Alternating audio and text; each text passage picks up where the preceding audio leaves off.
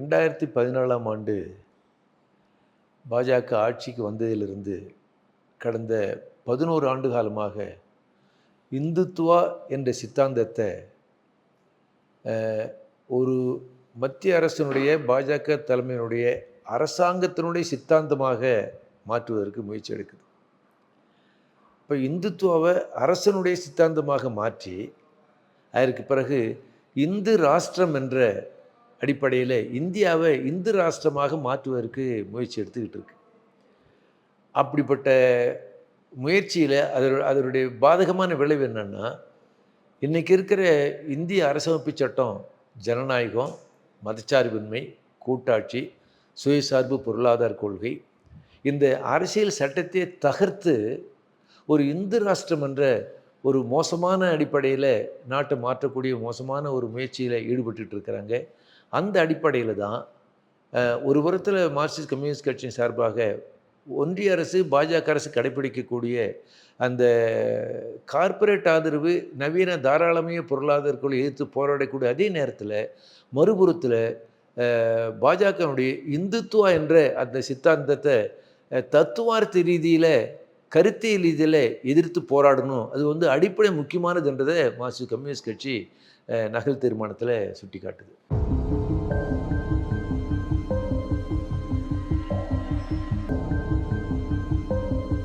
அதாவது இந்துத்துவான்றது ஒரு சித்தாந்தம், ஒரு தத்துவம். அதை எதிர்த்து போராடணும்னா அரசியல் ரீதியில், தத்துவார்த்த ரீதியில், பண்பாட்டு ரீதியில், இப்படி பல வடிவங்களில் அதை எதிர்த்து போராடணும். நம்ம நடத்தக்கூடிய பொதுக்கூட்டம் அல்லது கருத்தரங்கம், ஆர்ப்பாட்டம் இவைகள்லாம் வேணும். இருந்தாலும் அது போதாது. அதற்கு மேலாக ஒரு பல தளங்களில் நம்ம அந்த இந்துத்துவ சித்தாந்தத்தை எதிர்த்து போராடணும்னு சொன்னால் பல தளங்களை எதிர்த்து போராடணும். எல்லா வகையிலையும் கருத்தியில் போராட வேண்டும் என்பது தான் கட்சியினுடைய நகல் தீர்மானம் சொல்லுது. இந்துத்துவா என்பது இந்து மதத்தை குறிப்பிடுகிறதா?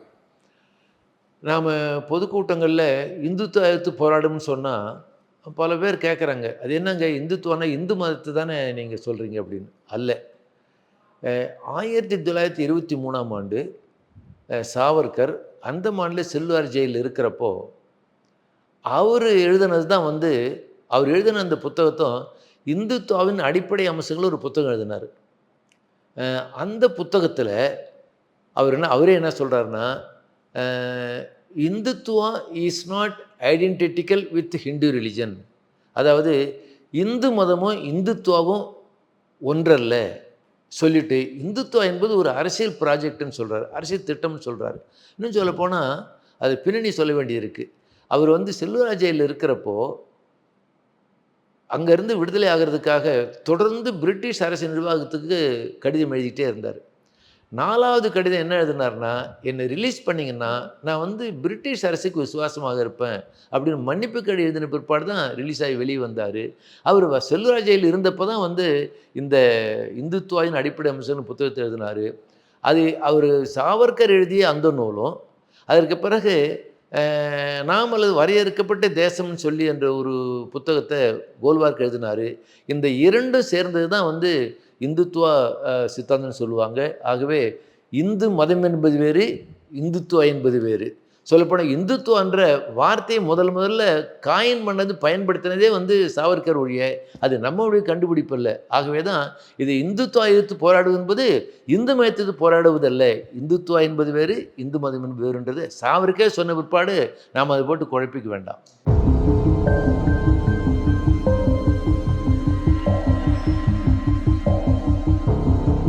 அதாவது இந்துத்துவா எதிர்த்து போராடணும்னா நான் ஏற்கனவே சொன்னேன், அரசியல் தளத்தில், பண்பாட்டு தளத்தில், இப்படி பல்வேறு தத்துவார்த்த தளத்தில் பல்வேறு தளங்களில் எதிர்த்து போராடணும்னு சொன்னேன். ஆனால் அது ஒரு கருத்தியல். அதுக்கு அவங்க பாஜக என்ன செய்கிறாங்கன்னு சொன்னால், மத நம்பிக்கையாளர்களை சந்தித்து அந்த மத நம்பிக்கை சாதாரண மக்கள் மத்தியில் இந்தியாவில் பெரும்பான்மையான மக்கள் மத நம்பிக்கையுடையவங்க. அது இயல்பு. அது சில பேர் இந்துவாக இருப்பாங்க, சில பேர் கிறிஸ்டினாக இருப்பாங்க, சீக்கியராக இருப்பாங்க, கிறிஸ்துவராக இருப்பாங்க. மனித இயல்பு அது. ஆனால் ஆர்எஸ்எஸ், பாஜக, சங் பரிவார் அமைப்புகள் என்ன பண்ணுறாங்கன்னா, அந்த இந்து மத நம்பிக்கையாளர்களை சந்திக்கிறாங்க. சந்தித்து அவங்கள வந்து அதிகமான மத உணர்வை உருவாக்குறாங்க. அப்படி மத உணர்வை உருவாக்கி பிறகு மத வெறியர்களாக மாற்றிடுறாங்க. அப்போ மதச்சார்பின்மைக்காக போராடக்கூடிய மதச்சார்பின்மைக்காக செயல்பாட்டாளர்களும் முற்போக்குவாதிகள் என்ன செய்யணும்னு சொன்னால், அதே நாம் மத நம்பிக்கையாளர்கள் அணுகணும், ரொம்ப நெருக்கமாக போகணும், அவங்க கூட உரையாடணும், கலந்து பேசணும். அப்படி கலந்து பேசி மத நம்பிக்கையாளர்களை மத நல்லிணக்க உணர்வாக மாற்றணும். என்ன மத மத நம்பிக்கை என்பது இயல்பு. மத நல்லிணக்கம்னு என்ன? அவர் ஹிந்து, இவர் முஸ்லீம், இவர் சீக்கியர், கிறித்துவ, அவங்கவுங்களுக்கு அவங்க மதம். ஆகவே வந்து மற்ற மதங்களை வந்து மதம் என்பது மற்ற மனிதனுடைய அடிப்படை உரிமை. ஆகவே எல்லா மதமும் இருக்கலாம், நாம் இன்னொரு மதத்து மேலே நாம் பகைமை கொள்ள வேண்டாம், அந்த மதம் இன்னொரு மதம் பகைமை கொள்ள வேண்டாம்னு சொல்லி மதங்களுக்கு இடையில் ஒரு நல்ல இணக்கத்தை உருவாக்கக்கூடிய அந்த உணர்வை ரெண்டாவது உருவாக்கணும். மத நம்பிக்கையாளர், மத நல்லிணக்க உணர்வு. மூணாவதாக மதச்சார்பின்மை. அதாவது அரசியலில் மதச்சார்பின்மை, அதாவது அரசியலில் வந்து மதத்தை அரசியலுக்காக பயன்படுத்தக்கூடாது. அரசாக இருந்தாலும் அரசியல் கட்சிகளாக இருந்தாலும் மதம் என்பது வேறு. ஆகவே நீங்கள் வந்து அரசும் அரசியல்வாதிகளும் மதத்தை தங்களுடைய அரசியலுக்காக பயன்படுத்துவது என்பது தான் மதச்சார்பின் புறம்பானது. ஆகவே மதச்சார்பு என்பது வந்து அரசோ அரசியல் கட்சிகளோ எல்லா மதங்களுக்கும் உங்களுக்கு அப்பாற்பட்டவர்கள் அடிப்படையில் அப்படி மதச்சார்பு மூணாவது. அப்போ இப்போ சொல்கிறேன் பாருங்கள், மத நம்பிக்கையாளர்கள் அணுகி மத நல்லிணக்கத்தை உருவாக்கணும், அதற்கு பிறகு மதச்சார்பு என்பதை உணர்வை உருவாக்கணும். இப்படி இந்த ரெண்டு தளத்தில் அவன் வந்து ஆர்எஸ்எஸ் என்ன பண்ணுறான், அவன் வந்து மத வெறியை உருவாக்குறான், அது அவன் வேலை செஞ்சிட்ருக்கிறான். முற்போக்காளர் என்ன செய்யணும்னு சொன்னால் மதச்சார்பற்ற உணர்வை உருவாக்கணும். அதுக்கு இப்படிப்பட்ட வழி சொல்கிறோம். இதுக்கு உதாரணமாக எதுக்காக சொல்கிறேன்னு சொன்னால், பேராசிரியர் கேஎன் பணிக்கர் வந்து இந்த மதச்சார்பின்மைக்கான போராட்டத்தை பற்றி ஏராளமான நூல்கள் எழுதியிருக்காரு, பேசியிருக்காரு. மிகப்பெரிய ஒரு அவர் என்ன சொன்னார்னா, மதச்சார்பின்மைக்கான போராட்டம் என்பது மனித மனங்களை வென்றெடுக்கக்கூடிய போராட்டம்னார். உதாரணத்துக்கு எப்படி ஆர்எஸ்எஸ் வேலை செய்கிறாங்கன்றதுக்கு, கேரளாவில் ஒரு பெண்மணி காலையில் எழுந்த உடனே ஒரு 10 நிமிஷம் ராமாயணம் படிப்பாங்க. ராத்திரி படுக்க போகிறதுக்கு முன்னாடி 10 நிமிஷம் ராமாயணம் படிச்சுட்டு தான் தூங்குவாங்க.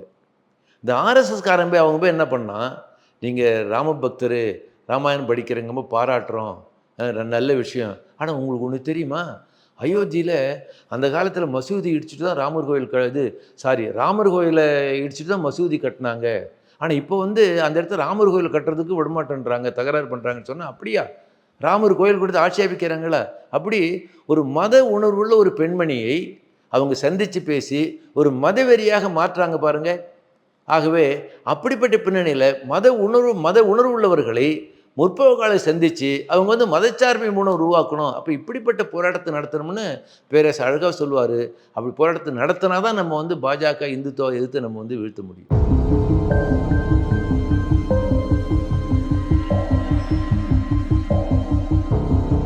அதாவது மத நம்பிக்கை உடையவர்களோடு சந்தித்து நம்ம பேசுகிறது முக்கியமானது, நீங்கள் உங்கள் மதத்தில் நம்பிக்கையாக இருங்க, நீங்கள் வழிபாடுங்க, கோயிலுக்கு போங்க, கும்பிடுங்க, எல்லாம் செய்யுங்க.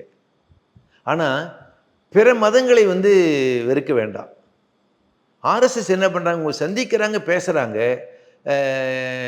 இஸ்லாமியர்களுக்கு எதிராக, கிறிஸ்துவர்களுக்கு எதிராக ஒரு வெறுப்பு பிரச்சாரத்தை பண்ணுறாங்க. ஆகவே உங்கள் மதம், உரிமை, மத நம்பிக்கை, வழிபாடு அதெல்லாம் வேறு.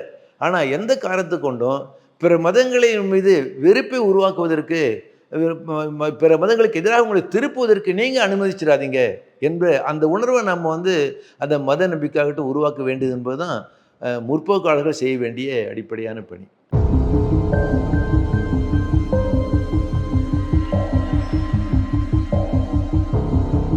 அதுதான் என்னென்னா, இது எப்படி செய்கிறது, நம்ம பொதுக்கூட்டம் பேசுகிறோம், நோட்டீஸ் வெளியிடுறோம், கருத்தரங்கு நடத்துகிறோம், அல்லது புஸ்தகம் கூட எழுதி இது பண்ணுறோம். இதெல்லாம் வந்து ஒரு குறிப்பிட்ட மக்கள் மத்தியிலும் போய் பொதுக்கூட்டம் பேச எவ்வளோ பேர்கிட்ட போய் சேரப்போகுது, துண்டு பிரசம் எவ்வளோ பேர்கிட்ட போய் சேரும், கருத்தரங்கு ஹாலில் எவ்வளோ தூரம் போய் சேரும், இது தேவை. இது மட்டும் போதாது. அதற்காக என்ன செய்யணும்னு சொன்னால், முதல்ல வந்து மத நம்பிக்கையாளர்களை சந்தித்து உரையாடுவதற்கான வாய்ப்பை உருவாக்கணும். அது தொழிற்சங்கம் மூலமாக, விவசாய சங்கம் மூலமாக, மாதர் சங்கம், அறிவியல் இயக்கம், இப்படி பல்வேறு தளங்களில், அல்லது வந்து சில சேவை மனப்பான்மை, இப்படி ஏதாவது வகையில் அந்த மக்களோட உரையாடுவதற்கான வாய்ப்பு உருவாக்கணும். ஆர்எஸ்எஸ் சங் பரிவார் என்ன பண்ணுறாங்கன்னா, அதை மத நம்பிக்கைகளை சந்தித்து மதவெறியாக கொண்டு போகிறாங்க. அப்போ முற்போக்காளர்கள் அந்த மத நம்பிக்கைகளை சந்திக்கிறதுக்கு என்ன வாய்ப்பு உருவாக்கணும்? அதுக்கு பல்வேறு வழிகள் இருக்குது. அந்த அடிப்படையில் உதாரணமாக நீங்கள் வந்து மகாராஷ்டிராவில் நரேந்திர தபோல்கர் வந்து ஏன் வந்து அந்த சங் பரிவார் அமைப்பை அடித்து கொன்னான்? அவர் வந்து ஆர்எஸ்எஸ்ஸை விமர்சிக்கலை, பாஜக விமர்சிக்கலை, ஆன்மீகத்துக்கு எதிராக இல்லை. அவர் என்ன பிரச்சாரம் பண்ணார்னா, மூட நம்பிக்கை எதிராக பிரச்சாரம் பண்ணார். மூட நம்பிக்கையை பிரச்சாரம் பண்ணது மட்டும் இல்லாமல் மகாராஷ்டிரா மாநில அரசாங்கம் மூட நம்பிக்கையை தடுப்பதற்காக ஒரு சட்டம் கொண்டு வர வேண்டும்னு தொடர்ந்து பிரச்சாரம் பண்ணார்.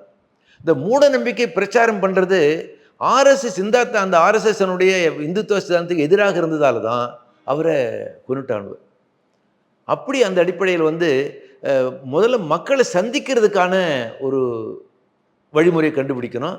அப்புறம் அதற்கு பிறகு மக்கள் மத்தியில் அவன் மதவெறியை மாத்திரம் நாம் வந்து அவங்கள வந்து ஒரு மதச்சார்பற்ற உருவாக்க பாடுபட வேண்டும் என்பதுதான் பல வகையில் ஒரு மக்களை சந்திப்பு என்பதுதான் முக்கியமான இதில் வந்து இருக்கக்கூடிய நடவடிக்கை. பொதுக்கூட்டம், ஆர்ப்பாட்டம் அல்லது வந்து தர்ணா, பிரசுரம் அதெல்லாம் தேவை. அது வந்து அதன் மூலம் மட்டுமே நம்ம வந்து மக்களை ரீச் பண்ண முடியாது.